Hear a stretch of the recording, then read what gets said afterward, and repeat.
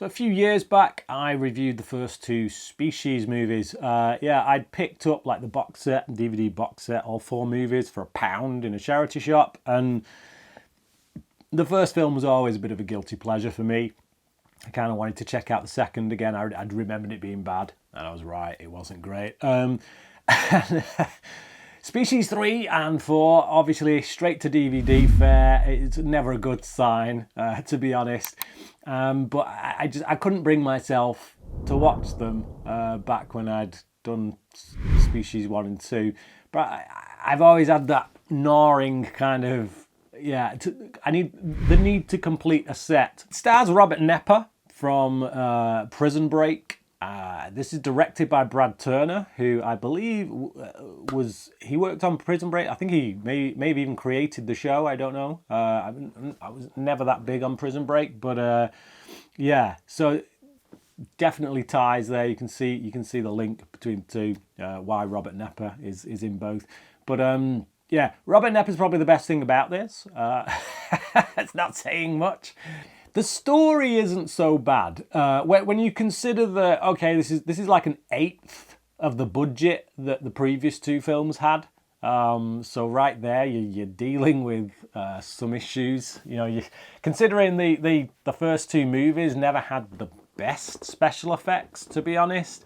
You're on shaky ground when you cut the budget by 7/8.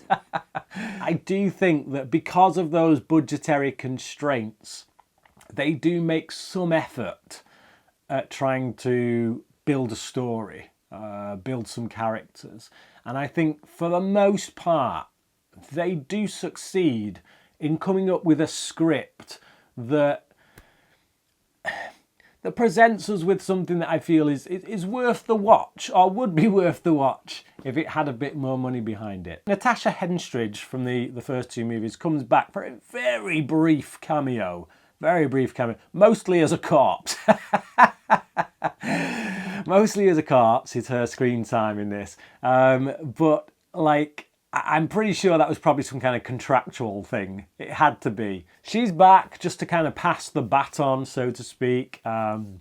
She plays a version of the clone that we got from the first two movies. It's like a third rendition of her, but she's pregnant and she's being kind of taken away by Robert Knepper's character. He's kind of, I don't know if he's infiltrated the military or he's maybe... I don't.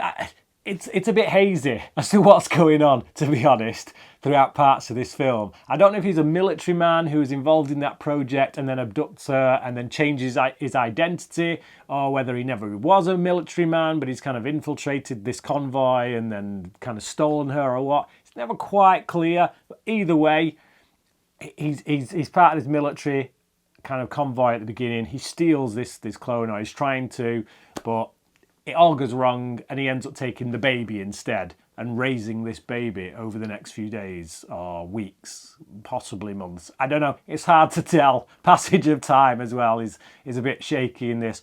But this baby grows fast. You know, for anyone who's seen the first two movies, you know that's a thing. It grows at an exponential rate. And he raises it as his own for the sake of doing tests and experiments and this, that, and the other.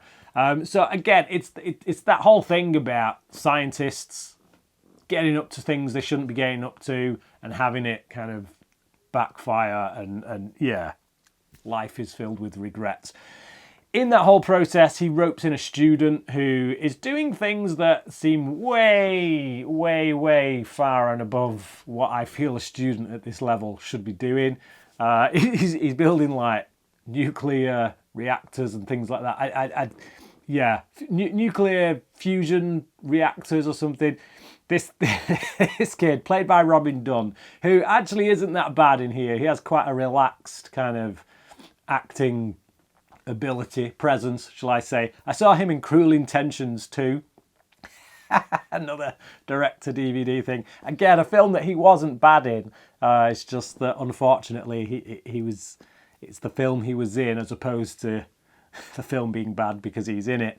But yeah, he's he's all right in this. He's quite casual. He doesn't feel like he's straining to act or anything. But I just don't believe that a student at his position would be making nuclear fusion reactors and things like that. So he gets roped in anyway to help Knepper's character with his experiments and creating the perfect human being and all that. And obviously it all goes wrong and they have to clean up their own mess afterwards. So that mess comes in the form of Sarah, this created baby kind of species alien thing, played by Sunny Mabry. And she's not great in this, to be honest. Her ability to emote, I don't know if it's the direction or just the script or whether she just made the wrong choices, but she's very lacking in charisma in this film. I can't say I've seen her in anything else. I don't know if I'm being unfair to her as an actor. Like I say, you never know with these things whether it's a director's choice or whether it's an actor's inability.